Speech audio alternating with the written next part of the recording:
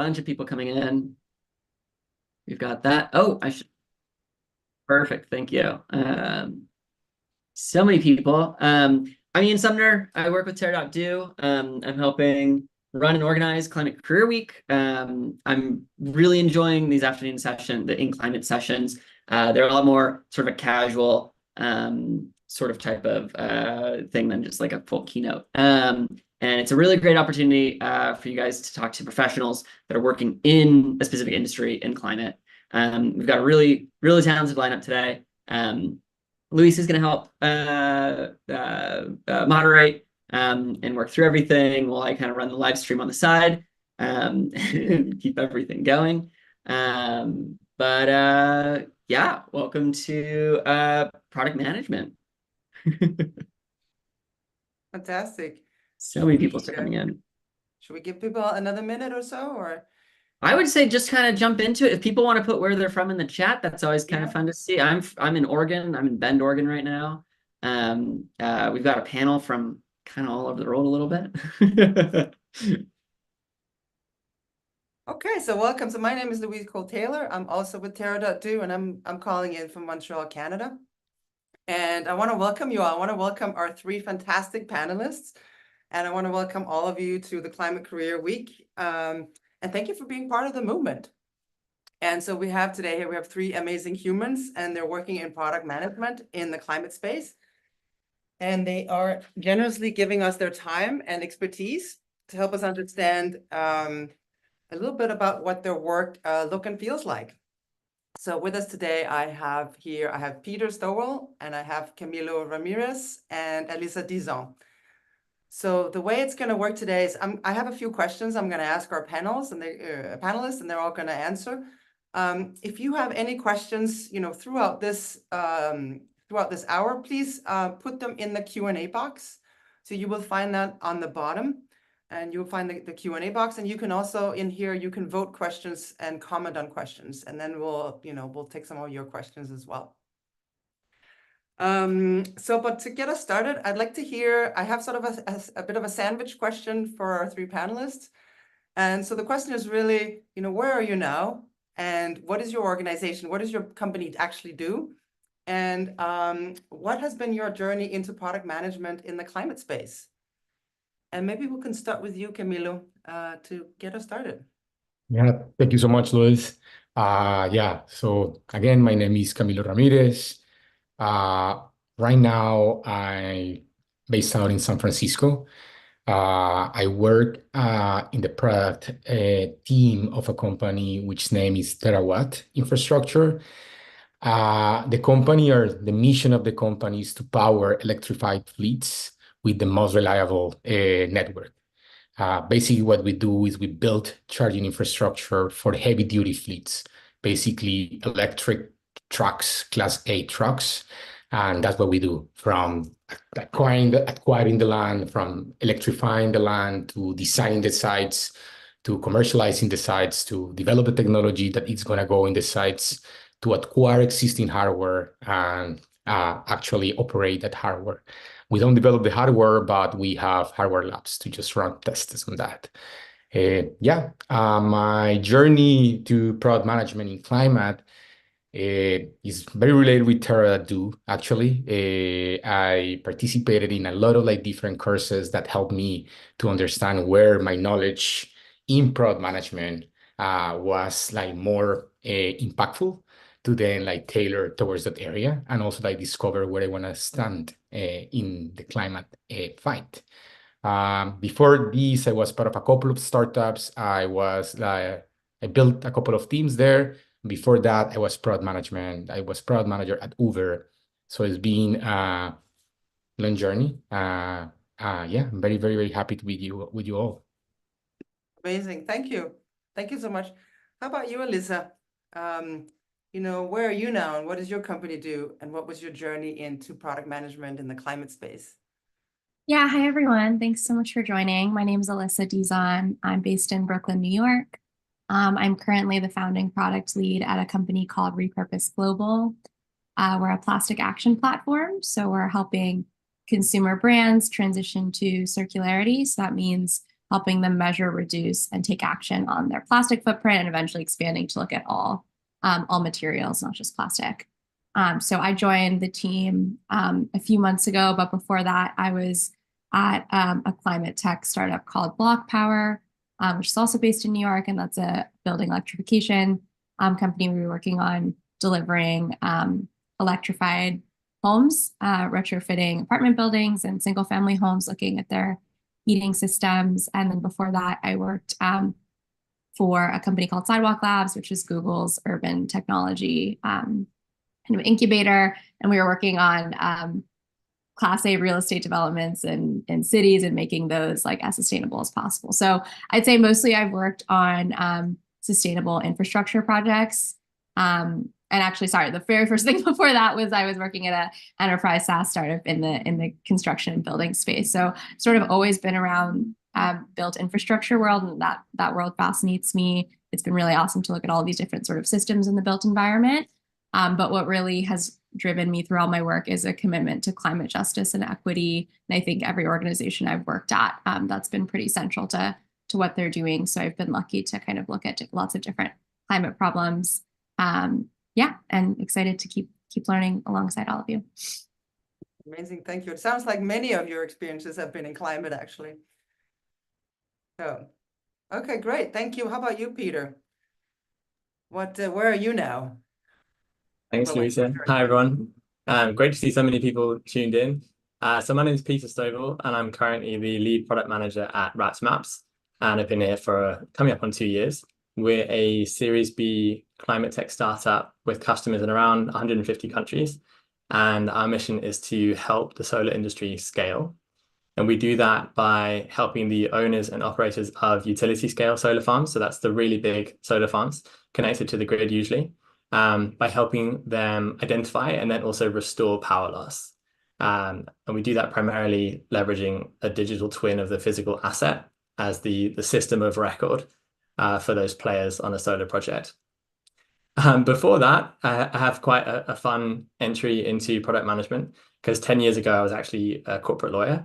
And just by asking questions and trying to fix things at the root cause, I managed to get a secondment into product management about 7 years ago, and really never looked back. I didn't realize for another 2 years that that's what I was actually doing, product management, but one day that clicked, and absolutely love it. I spent the next couple of years productizing low-hanging fruit at professional services firms, so some of the biggest professional service firms out there, and helping predominantly service-oriented business models build out recurring SaaS revenue streams. That's really been a sweet spot for me before joining the climate space. I'm also a part of a group called Climate Product Leaders, where we generate content and drive awareness of climate positive product management, which I can talk about a little bit later. Okay, thank you. Thank you so much. So now we have a bit of an understanding of where you are and how you came into climate. And so kind of like the big question, like the one question, right, that I'm going to ask you is really like, how can product managers make a difference in climate? I think that's what's on everybody's mind. And maybe Peter, you can continue bringing your thoughts to this question. Yeah, definitely. So one sort of key message here, which might sort of cut against the grain, is that you really don't have to work on a climate tech product to make a significant difference as a product manager or even a product team. That's really important, because if everyone piled into, our climate tech startups, there'd be no one left in other roles. And I really subscribe to the argument that every job is now a climate job. If every job is if every company is a software company, and every job is a climate job, then product managers are right at the fulcrum of that. So I think it boils down to two buckets in terms of how product managers can make a difference for climate. The first bucket is really how you practice product management, and you can do that anywhere. The second bucket is where you practice product management, where you can kind of align yourself with the mission and outcome of your particular product. So taking those in turn, how you practice product management, that's really about designing and building low carbon intensity products. And you could even do that in oil and gas, right, in a dirty space. But for example, keeping your networking costs low and caching frequently to avoid streaming each time you refresh a page, those kinds of architectural decisions that lower the carbon intensity of your product. Also by nudging more carbon aware behaviors. So one of my favorite books is a book called Nudge, all about choice architecture and setting your users up for positive actions. And we talk about carbon aware products there, and a great example would be where increasingly in e-commerce, we're showing the cost of a transaction, the footprint of a transaction to our users, and presenting that as an additional data point for users in making that decision. You're also seeing it with travel options more and more. Lots of great resources on that, including the playbook from Climate Product Leaders. Project Drawdown has a great page summarizing the resources available to product managers. And then increasingly, there are also some courses in that space too. The second bucket about where you practice product management, I think we'd all agree, those of us who are in the space, it's such a privilege to be able to show up every day and know that all of your work is going towards a climate aligned mission. And that is really very special, and we're lucky. So that's where you get to work on enabling a technology with proven impact. And I think there the important thing is to try and choose a product or a technology that actually does have a proven impact. And for me, I used Project Drawdown and looked at the list of solutions that they presented and sort of had that help me with my job hunt. And then I chose the energy transition because I really like the root cause aspect of the solution there. If you can generate clean energy, then some of those downstream issues related to electricity consumption or energy consumption go away. Last thing to say on this is that second bucket of where you work is not a panacea. You can work in a climate space, and if you don't get that first bucket right, you can end up building, a dirty product with a big footprint in a clean space, and that's not great either. Amazing. That was such a comprehensive answer. Thank you so much, Peter. But please, Alyssa and Camilo, maybe you want to take it even in another direction. But so if I start with you, Alyssa, like what are your thoughts on how product managers can make a difference for climate? Yeah, that was such a comprehensive answer, Peter. I think the only thing I'd add is that where I've found a lot of interesting opportunities in my career so far has been working in organizations that are not pure technology organizations. Like they're not a pure enterprise software platform, for example. A lot of times the organizations I've been working with have a lot of climate is in the physical world, right? So they're working on like massive physical infrastructure projects, and they're just trying to figure out the software piece for the first time. They're just trying to get more efficient, or they're just trying to find a more reliable revenue source that they can raise capital for. Like there's ways that like the software piece is helping people's businesses grow better, but isn't like the central thing from the jump. And that's been really interesting for me to come into those types of organizations that are not traditional software products, and kind of bringing the discipline of software to that organization to help them either internally or to help them commercialize something externally. And so that's another way to think about your role as a product person. I think a lot of people look for climate tech product companies, but just kind of tuning the horn again, if there's other types of organizations that could really use your help, probably running up some learning curves and some innovation curves with the practice of this, even if you're not necessarily building, a pure software product.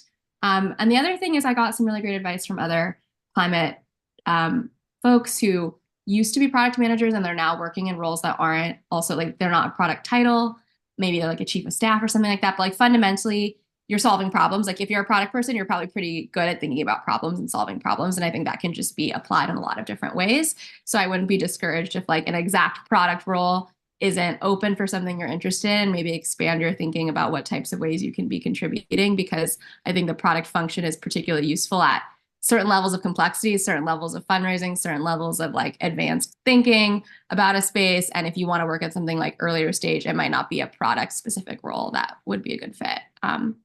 But that could still probably use your help too. Thank you.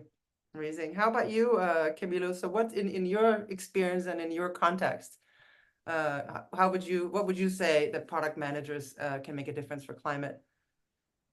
No, thank you. I want to echo what Peter said, that so product managers can make a change in every single space that they are, not necessarily in climate organizations. Like if you take approach that you can like basically fight against climate change where you already are starting to contributing to the change. So that's something that is very important, like to like highlight. I think in general, product managers are like problem solvers, right? Like that's kind of like I'm problem solvers in a way that is bringing people together with different like ideas, with different criteria, with different expertise, to like basically like come with potential solutions. And the mitigation of climate change and the adaptation to climate change is one of the biggest problems that humanity is facing. So I think that skill is very, very relevant. Be able to like bring people together to like basically like kind of like bubble up the best solutions. I don't know, like in my experience, I have worked in product management for a while, and I have met a lot of talented product managers. The solutions never come from us.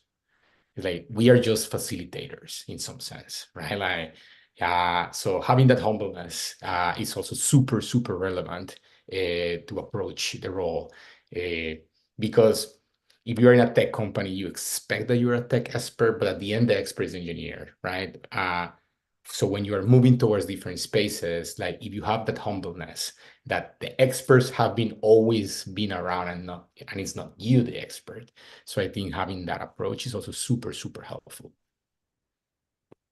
Thank you. So that's a great segue into my next question, because I am actually curious about, if you talk about that there's some general, presumably good product management translate into into different sectors, and there's a skill set. But maybe you can speak a little bit to if there are any aspects of product work that's different or particularly important in climate-oriented organizations. So I'd love to hear each of your take on that. And maybe we'll start with you, Alyssa. Yeah, so I think there's probably three major things that all bubble up to one theme for me, which is like just speaking more languages, being comprehensive in more types of ways at looking at problems and speak, not literal languages, like climate languages, which I'll talk more about. And then generally thinking about like an expanded set of inputs and outputs. Like if we've got a big dashboard of levers and buttons, there's just like a lot more levers and buttons and a lot more outputs that you're thinking about, but fundamentally the same like core product principles are there. So my three kind of like additional levers or dimensions I'd offer. The first is policy. So that's just like a whole, and things that I worked on before climate just weren't as policy oriented, whereas now I feel like that's a major driver of my work. It sort of adds a whole new dimension of time and purpose to why you might prioritize something and when. So in my former company, Block Power, a lot of the Inflation Reduction Act legislation around building electrification rebates, for example, and this is all in the United States context, that was extremely important to the work we were doing. And it was kind of crazy because we were constantly calibrating our product timelines to things that were happening in like the policy and political space. And we were having to think about all sorts of different levels of actors. So we were building software products for homeowners and contractors. And then also we started getting into city governments and federal governments, who were all these different actors who were looking at our problem space and needed different analyses and data on the building decarbonization opportunity, which was amazing because as a product person, it's like there's so many users you get to think about, and there's so many new levers with policy that can like open the door for us from an equity perspective, because that legislation focused on low and moderate income communities and underserved communities. It was great because we could think about how our product was going to become more accessible and just essentially have more pathways to more types of people who traditionally are left out of technological innovation. But then it was also a constraint because we were constantly having to recalibrate and deal with like the ambiguity of policy as it moves through legislation and into implementation. There's a lot of roadblocks that can get thrown up or changes that can be made. So it like changes the clip at which you can make things happen, but it also makes it adds this whole new scale factor. So being sort of like privy to policy, the policy that's going on in your space, I think is really important. The second like whole new lever I would say is like cross-disciplinary collaboration. Of course, as Camilo was just saying, of course, product is inherently a cross-disciplinary, cross-language type of function, but I'd say within sustainability-oriented organizations, there's like whole new functions that are not typical at like a traditional software company, for example, working with like policy teams and building scientists and waste engineers and people who deal with landfills. Like it's whole new domains that I've had to learn and just like try to figure out how they work, how to translate product work to them, how to understand what they're talking about. And being a technical person, a technology-oriented person, and like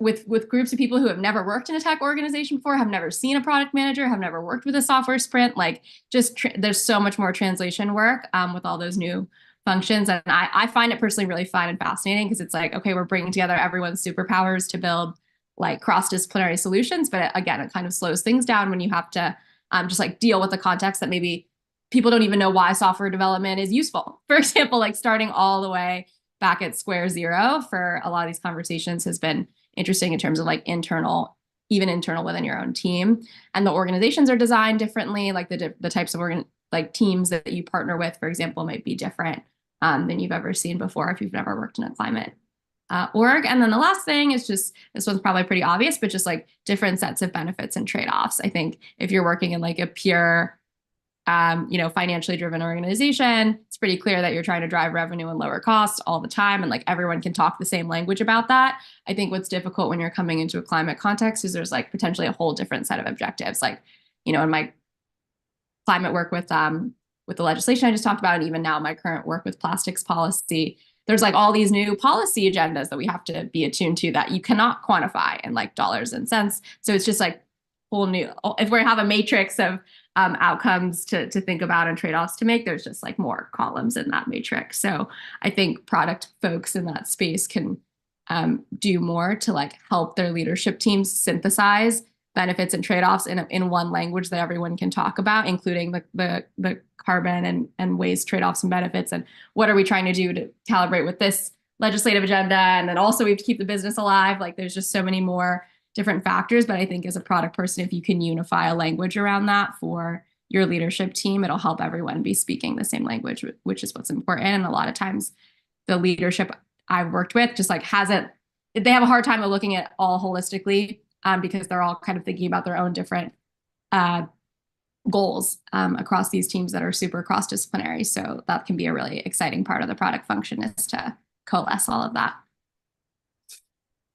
Lots of translation, lots of system thinking, lots of engaging lots of different stakeholders is what I'm hearing from you. Thank you so much. How about you, Camilo? So what would you say any aspects of product work that are different or particularly important in climate-oriented organizations? What's your experience? Yeah, by hearing Alyssa, it just like came to me like so many things, right? So many variables, so many like but that's basically what a product manager role is, right? Like, so I think one of the skills that is very important, you just mentioned, is system thinking, right? So the earth at the end is a system, and it's an unbalanced system. And the way that you can bring that earth like balance, there is different organizations that have like kind of like described like potential paths to lead to that. Terra has done an amazing job on like familiarizing people with what that means. So it is important that when we are standing in the company that we're working on, we kind of have clarity of like from that unbalanced system, what our company is doing to reach to a balance, and incorporate that into our system analysis, right? Some of the like climate tech companies actually are for-profit companies. So it's not, so you need to also like incorporate into the analysis, like what is the financial returns and what is the financial reasons to doing that. So I think system thinking is like extremely relevant. You need to have an understanding of environmental and science and sustainability, right? It's important because that will help you to like basically incorporate these like analysis and this information within your prioritization exercises and within your strategy that you're putting together to actually achieve what you want to achieve. I think I don't think this is the case for all like climate companies or climate tech companies in general, but some of these companies lack of like business acumen within the teams. They have a lot of experts, they have a lot of like scientists, but the business acumen and the finance acumen that a product manager can bring actually can help to move all these different ideas to reality, right? And to a reality that actually has like a product-centric approach, basically define a go-to-market strategy, how this actually can be sustainable, how you incorporate the insights from your users to actually start like basically improving your product. So I think like the classic bread and butter like product management skills is super, super valuable in all these companies that are just like starting to come up within the industry. And I think it's also important for you to learn or analyze like regulatory components. What is the regulation within your space pushing the market forward, right? That's a huge, huge driver of adoption in a lot of like different areas, right? That's a huge area of adoption in like electrification is a huge area of adoption. And in all of these areas, I think like understanding like the regulatory environment is going to be super, super relevant for you. Thank you, Camilo. How about you, Peter? What are your thoughts on the aspect of product work that are different or particularly important in climate-oriented organizations? Yeah, for sure. Thanks. Maybe I'll just build on what Camilo said there towards the end, because I saw a question in the Q&A about like how to stand out at interview, and I think understanding the regulatory and sort of policy complexities of the space is a really great way to shine, and then obviously follows through into once you get the role. So aspects that are particularly important for product folks within climate, I think there is really a higher bar as a product team when you're building something net new in order ultimately to net reduce global greenhouse gas emissions. And if you're working on carbon capture technology, your competition is a forest, right, or a tree, and ultimately, and so there is a higher bar. Like you can't just assume that software will fix it. You have to really prove that ultimately you're going to make a net positive impact. So I think that's really key. And what that really means is doubling down on value discovery, just being even better at continuous discovery habits and avoiding product bloat, not just building things left, right, and center in order to experiment, but instead shifting your experimentation upstream of development. And that's really just good practice. But again, the bar is higher when we're in this space. So, and then I also wanted to talk a little bit about culture and competition in this space, which is just so positive generally. My personal experience, and I know this is the same for Camilo and Alyssa, but personal experience of culture in this space has been really positive.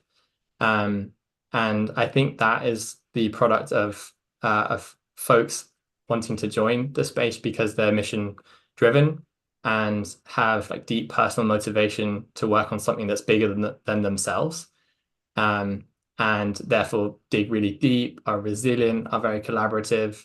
And it's also been quite a low ego environment, I find, again, because people are attached to something bigger than themselves in this broader fight. You hear people wanting to give the next chapter of their career to the climate or the next 10 years. And that's really interesting that folks think of it as a gift almost. And then on the competition side of things, of course, if you're a for-profit company or even if you're a not-for-profit, you want to win, you want to have a big impact.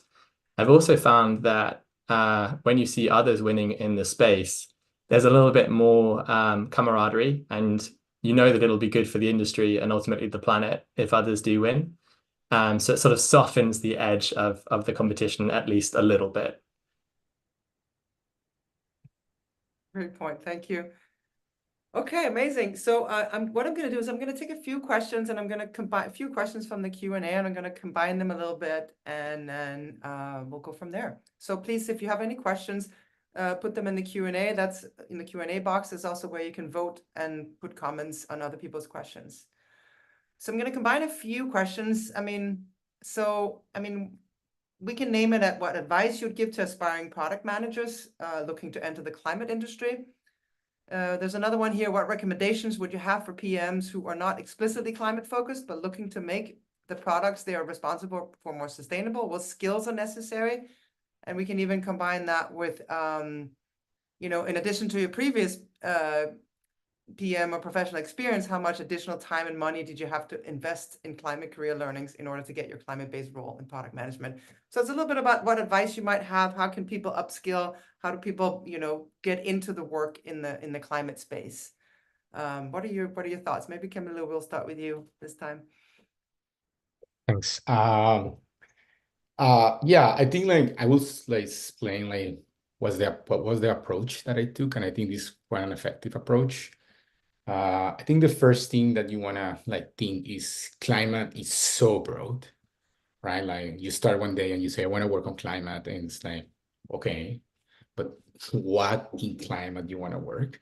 So basically there is multiple areas that you can like actually understand what it's where you want to stand, right? In my case, I say, okay, after learning, after like researching, after like doing the homework, I realized that I want to like basically work on emissions reductions, right? But even emissions reduction is really broad, right? So then like where in emissions reductions you want to like stand, right?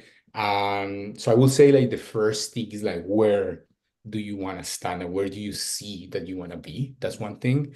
The second thing is actually thinking in your career, right? Like what has been the spaces that you have been working in? What have the experience that you have like basically accumulated so far?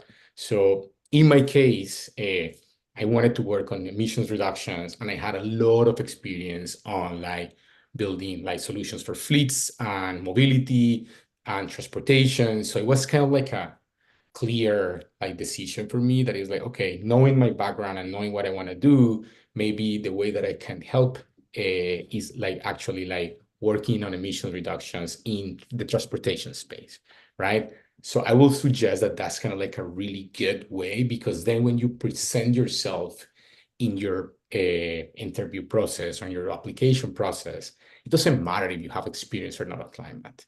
At the end, what they're looking is a person that has experience in somehow in the area that you're applying for, right? In that kind of like in that kind of customer, in that kind of like problem space. And that's what the people is looking for. So it's not particularly like, oh, I have experience in climate. No. So I will say that that's kind of like an interesting strategy. It's just like what you want to do and what you have done and finding the overlap in between those things, I think is very relevant. Thank you, Camilo. How about you, Peter? So like any advice, any kind of, you know, on this sort of climate specific skills building and knowledge in order to break into the area? Yeah, sure. And I just echo what Camilla said there as well. And I'd say sometimes it might surprise you, you know, where those overlaps are. They might even be sort of adjacent to climate. You know, it might be a company that's trying to digitally transform or, you know, pivoting their legacy operating model, you know, like, so just be open, I think, as well. So I am a mentor at Terra.do. So every Friday, I usually get to speak to someone about this space, and this question obviously comes up a lot. And I would say first, in terms of, you know, what courses and whatnot, it kind of speaks to what Camilo just said, where you need to understand enough about the climate space to see where you can make an impact. And if for you that means a course, because you're starting, you know, with a blank canvas, then I highly recommend. I did that. I did a climate fellowship with Terra.do, and I'm taking a Stanford course now on clean energy. And I think generally, you know, the mindset of being a lifelong learner, the growth mindset will help you anywhere. And then the second thing is to build a network. So, and I actually found that taking the courses were really a gateway to a network. And the network is so important, not just in climate, but in any workspace. But particularly if you're looking to break into the community, it's a really high percentage. I think it's close to 50%. You're close to 50% more likely to get a role if you're referred in. And bless you, Camilo. And many roles actually don't get advertised. They get filled word of mouth. So the network is really, really powerful. And especially in such a friendly network as climate, I'd encourage you to build that really soon. Good thing to do there is just have a paragraph ready that describes yourself that you can quickly forward to someone and ask to be forwarded to a mutual connection. One more thing that I found really helpful was to actually engage and write about these topics that you're passionate about. For me, like the best way to learn is to try to teach. So I wrote a series of articles on climate positive product management, and it really all just started from their engagement around what I'd written and follow-on discussions. Thank you. Those are great advice. How about you, Alyssa? Yeah, that was all great advice. And I also did the Terra course way back, the second cohort ever. And I will echo, of course, the do part of their name that I really think, and all of you, if you're product people, you probably like to build things, like just trying to be helpful to anyone that's doing anything that you think is interesting. Like I promise, if you've been working on something, that you have something helpful to offer people who are solving climate problems, which thinking to like, I see a lot of questions like, what do I do if I haven't worked on a climate product before? The good news is no one has ever worked on any of this stuff before. It is literally all never been done before. So what I'm actually most interested in when I'm hiring, and what I found when I've gotten hired at places, people are really excited when you've accomplished anything successfully in like a business product context, in any other context, as long as it has like transferable learnings to what they're trying to do. Because of course, no one's ever commercialized at scale a building electrification company before, but if you commercialize anything before that's like sort of relevant, there's definitely learnings for what I could contribute to that new venture, because fundamentally like all of this product work is helping businesses grow better, which I again, if you've been doing product work, like you have insights on that. So I think it's interesting to think about for me, the lowest friction way for me to transition into this work was to look at companies at similar stages to what I had experience in, because there's so many patterns. Like if you're going to 0 to 1 and kind of in that stage, for me, I've always worked at venture-backed things, that like Series A moment has pretty much been the same problems no matter what space I'm in. And so I've gotten, sort of like in a good little cycle and practice of like, I know how to look at these problems and how to get teams moving, kind of regardless of the domain piece. And like, I don't know anything about this plastics thing, totally new to me, but like all the business context I understand really well. And so that's like a learning curve I've been able to run up quickly. And they're sort of like, yeah, of course you don't know anything about plastic. Like most people don't. We're not worried about. But great that you've built, a growth product engine from the ground up. So I would just be generous about, thinking about what business context you have to offer, and going to, especially if you're interested in like early stage climate tech ventures, I'm always looking for help. Like if you have if you look at what we're building and you're like, oh, that's interesting, I've worked on something like that before, I have ideas. I think people will always take calls to like talk about stuff like that, and you'll never know where they'll say, actually, do you want to help me with this? Or I know someone who you could be helpful to. So, help first is generally how I've found getting into these things. And then, yeah, just thinking about like the stage of the problem space, I think there's all sorts of like frameworks to think about where you can make the most impact. It depends what you want to optimize for. The like most impact the quickest? Is there like a particular segment of climate that you feel passionate about? For me, like I have a lot of fun in the process of scaling something where there's like some product market fit, and then like taking that thing from like 0.5 or 1 like up. And so that to me, like I look for things that are like in that moment, because that's how I can like contribute the fastest. And I've sort of been a little more agnostic about like exactly what sector that's in. Whereas some people are like, I definitely want to work on energy. That's my thing. So I think you can think about it different ways, but I'd say for like more quickly transitioning, if you are like used to working on certain types of business problems or like company stages, there's always like, stuff there to pull from where you're going to have a lot of patterns that you can apply. Whereas like I would not do as well, I think, in an organization that was like very much R&D, like figuring out how to like innovate a technology that's like literally, we don't know if it's technically feasible. That's like not how my brain functions. So I wouldn't be as great in that like stage of organization, if that makes sense. So when I looked at that, I looked at, the drawdown book as well.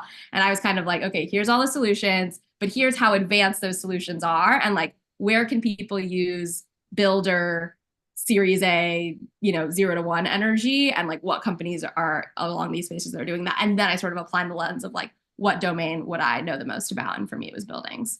So, and then of course the team, which we haven't talked that much about, but of course, like whatever team you feel best about supporting is like, also a great way to enter in.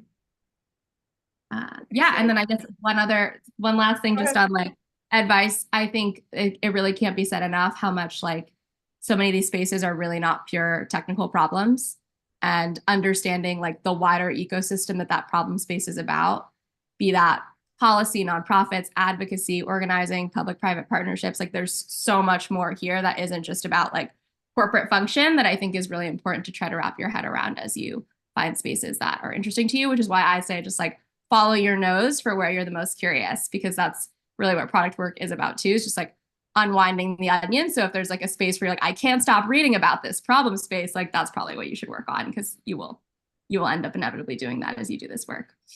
Can I just jump in on that, Louise? Because what Alyssa said about help first really resonated.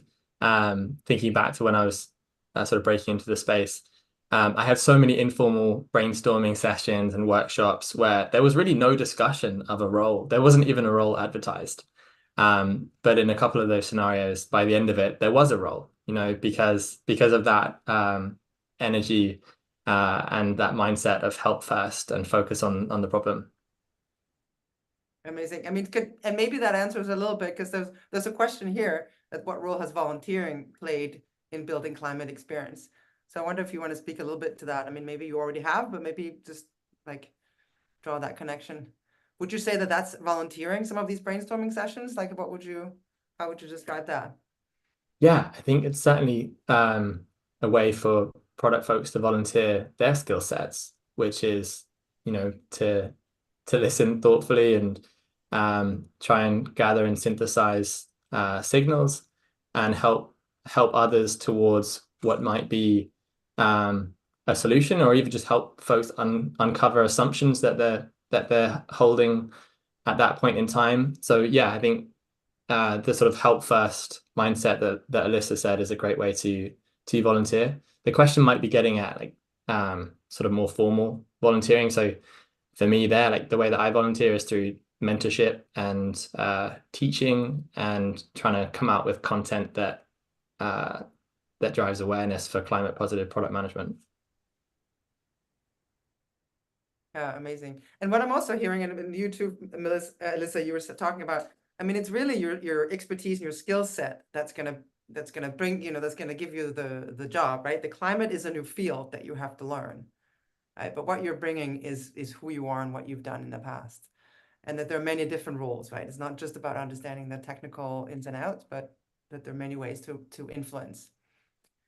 So I kind of adjacent to that, there's a few questions here, and I just want to, because they've gotten a few votes, so I feel like and they're kind of adjacent. We may have spoken about it already, but there's a couple questions here around. I'm gonna just read two questions. How have each of the panelists progressed from entry-level roles to product managers, and how the skill sets in subsequent promotion differed?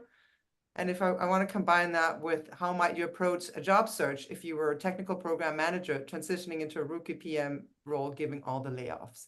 So it's a little bit like, how do you break in, and how do you advance? And I don't know if you have any words on this, but I think a couple of people are curious about this. Peter, do you want to go first? Alyssa, if you've got something, you go for it. On the entry-level piece, I was about to say something that maybe sounds discouraging, but it isn't. I don't know that there are like a ton of entry-level product roles in climate organizations, right? Or at least the ones that I look at, because a lot of these things are very early stage and they need someone who can kind of come in and like lead and do the whole thing soup to nuts. So I actually think if you're entry level, like if you've never had a product role before, doing product work at an organization that's great at it, like learning best practices, finding mentors and coaches, and like getting good at the discipline of it in a non-climate context might be helpful to then, because then you can jump in and like really contribute super quickly, as opposed to trying to learn the product thing and learn the climate thing. Like it's just a lot to try to learn everything all at once. So I think if you've never done a product role before, probably doing climate work on the side, whether that's volunteering or whatever you can do outside of your professional realm to like get on to the subject matter and get into the network that you're interested in as you like break into product for the first time, and then transitioning over to climate is like maybe how I think about it. And then if I was a technical program manager, rookie PM role, oh man, technical program manager. I think I'd say like again with the rookie product stuff, like I have a lot of junior folks on my team who want to get into product. Like I'm just asking them to help me with projects essentially. Like if you're just trying to be a junior product person in general, like if there's any senior product people at your organization or senior like adjacent to a senior role, or sorry, adjacent to product work, just like helping them out with stuff. That's how I first got into product. Like we didn't have a product team when I first joined.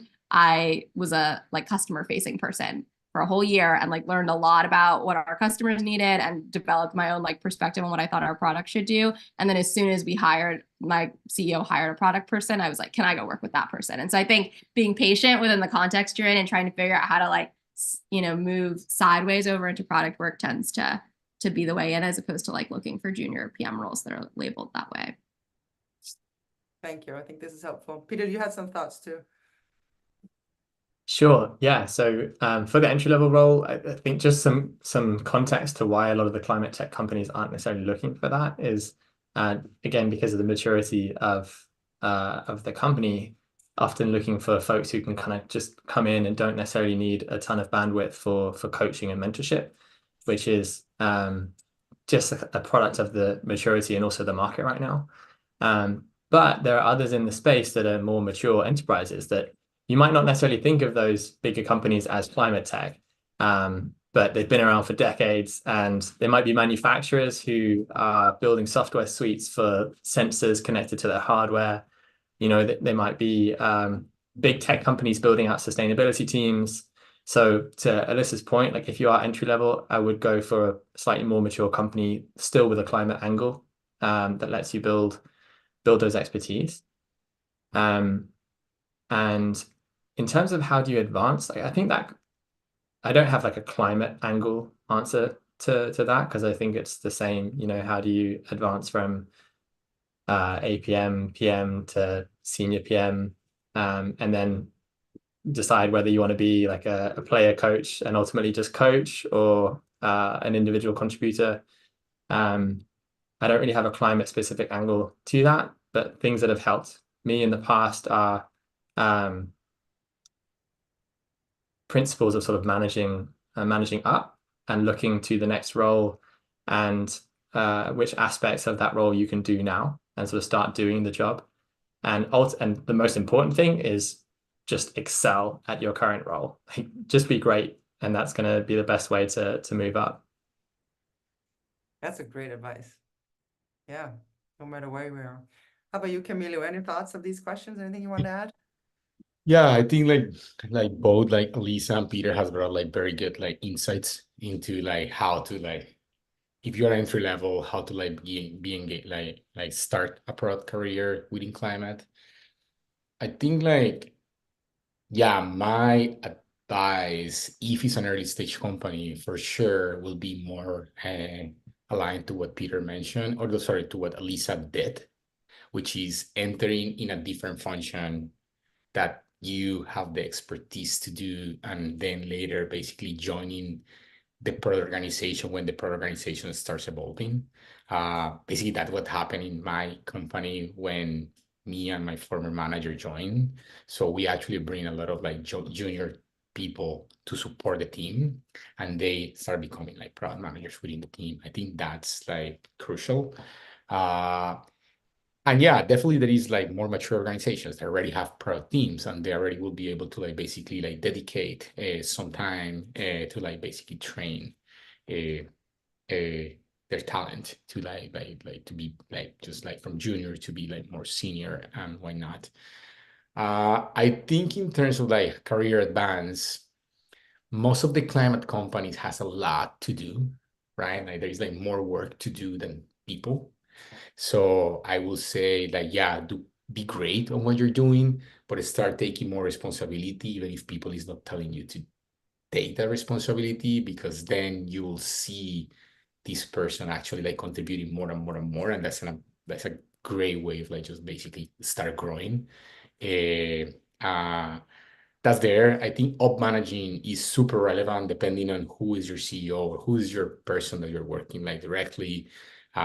Just like try to put yourself in the position of that person and try to put yourself in a position like how I can make this person's life easier and more efficient, right? And how we can improve like the overall like dynamics of the company. So I think that's super, super relevant.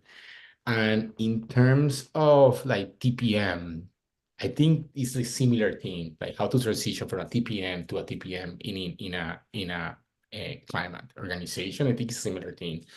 First of all, you need to like look to an organization that is like has technical, like a heavy technical product, right? And similar, just like basically who you are and what you can bring to the organization, not just what they're doing. So I think it's the same strategy that we have been discussing for product managers will apply for TPMs as well. Thank you. So there's a great question here in the chat that I'm going to ask you, and that is, what is the most surprising thing you've learned about your respective sector over time?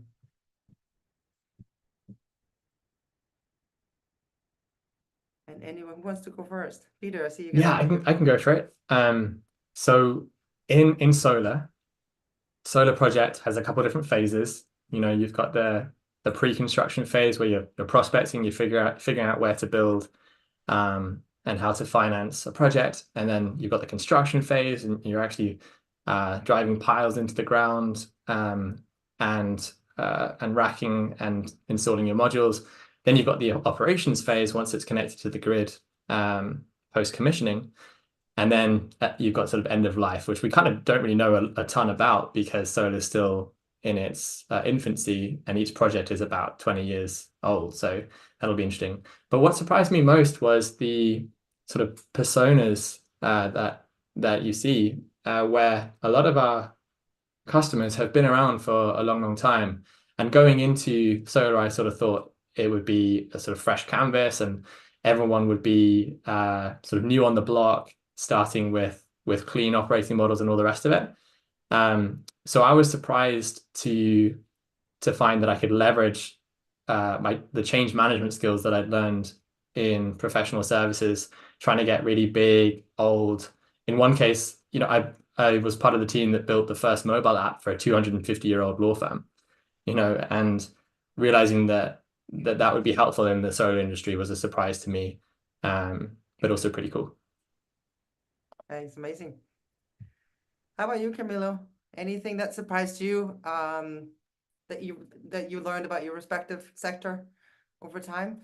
Yeah, I think one of the things that it's not that surprised me, but like was like, wow, is like electrification, like one of the biggest challenge for electrification is associated not with the generation of electricity, but with the transmission of it.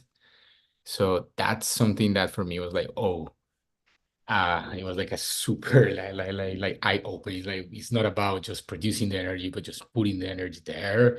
So I think that kind of like changed a little bit my approach into how important it is to be able to like develop distributed energy resources within the different like microgrids that are around. So yeah, I would say that is the biggest thing that I have learned, and that is surprising. And yeah. Thanks. Amazing. Yeah, so it's the grid. How about you, Alyssa? What's the most surprising thing you've learned about plastics? Oh, so many things about plastic. I'm gonna selfishly plug that I wrote an op-ed about my learnings about plastic that I just put in the chat, because I was working on clean energy in buildings and thought that like clean energy was like the most important climate solution and everyone should work on it. I still think it is extremely important and so many people should work on it, but so many people are working on it. And I think I was surprised that there was like so many problems in plastics, for example, that I was like, I never heard people talking about this in climate stuff, because some people think that plastics are just like an environmental pollutant and they have like no connection to climate. But plastics have a huge connection to climate because they're actually fossil fuel products. So for me, I think something very scary is that because clean energy is working, oil and gas are looking for other places to put oil and gas. They're looking for the next frontier of how to stay relevant and stay in business. And plastic production and consumption is expected to skyrocket. It's already growing at an insane pace. And so plastics are essentially like the next frontier for fossil fuels in a lot of ways. And they're also producing greenhouse gases at like every stage of the value chain, from production all the way to their end use, when they're a lot of times incinerated and also releasing greenhouse gas emissions. And a lot of people like just don't care about it because they don't see it as like a climate problem. They're like, that's a pollutant, that's a different kind of problem. There's also a ton of environmental justice issues with it, again, all throughout the value chain, not least of which is that the global north exports a lot of its waste to the global south, where it's mismanaged and causing health issues. So yeah, really into circularity. I feel like it's emergent, sort of, especially relative to how mature the clean energy space is. And I think something I'm pleased about, like a happy surprise, is that there's so many corollaries. There's a lot of learnings that I'm taking from building electrification world and applying in the world of plastics. And even though they're very different worlds, there's a lot of transferable kind of ways that we move, for example, or things we have to think about that like, it's cool because the building electrification space can teach so much to plastic activism, actually, about how to like get traction across sectors. So I'm excited about that. I'm excited about a point in people's careers, a point in the climate fight where folks have been like, I've worked on multiple types of climate solutions now, and I can see like the ties between them. So I'm excited about this moment. That's a great point. I love that. Yeah, it's all connected, right? And it's like all this, there's so much complexity. And once we start sort of pulling one end, we find something else that needs to be solved as well on the other end. So the time is really flying by, and we're almost at time. But I do have one last question I'd love to hear your thoughts on before we end, and that is, what opportunities or emerging trends are you excited about in your product space? So maybe Alyssa, if you can go first. I feel like I just talked everyone's ear off about that. Okay, exciting trend. If you're not interested in, like, if you haven't thought that much about circularity, I think for me, thinking about consumer goods and consumption made my headache. Like, I just was like, I want to hide from that because that's so scary to me that like we're just endlessly consuming and that's the way our economy is architected. But circular models of consumption, just thinking about like how to redesign the whole economy to just like consider consumption differently and like still generate prosperity, but like within the, limits of how much we can extract from the planet. Like, there's so much there. So I'll just like plug that circularity as a trend is really fascinating and worth looking into. And like, I come from, B2B enterprise SaaS world. Like, I just wasn't thinking about consumer products that much. And I think when you put that lens on about like how you act as a consumer, how we're all acting as consumers, the whole like global connections of all of that is really fascinating. And I think it's a space that's like poised to grow. So if you're knocking on the door of other sectors that are seeming super popular and you're not finding a lot, I would definitely check out like waste and circularity as an under talked about space right now. Thank you. Waste and circularity. How about you, Peter? What are some opportunities or emerging trends that you're excited about in your product space? I mean, definitely very excited about waste and circularity. In the renewable space, robotics, I think, really interesting space to watch, because in particular, autonomous drones on solar sites and wind sites that are able to fly more frequently and at a much better unit economics, which means that it becomes more manageable to maintain these really large utility scale solar sites. And so we're partnering with a manufacturer in that space, and very excited to see where it will lead. Amazing. Drones and robots. All right. How about you, Camilo? Yeah, I think, Yeah, go ahead. sorry, I think this is tied to what we were discussing earlier about like the limitation of the grid. So I think one of the things that for me is very interesting is like distributed energy resources and technologies around that. Basically all the evolution that is happening around like advanced energy storage solutions, all the evolution that is happening right now around like smart grid integration, like how machine learning model can help to actually like basically like allocate energy in a more efficient fashion within small grids.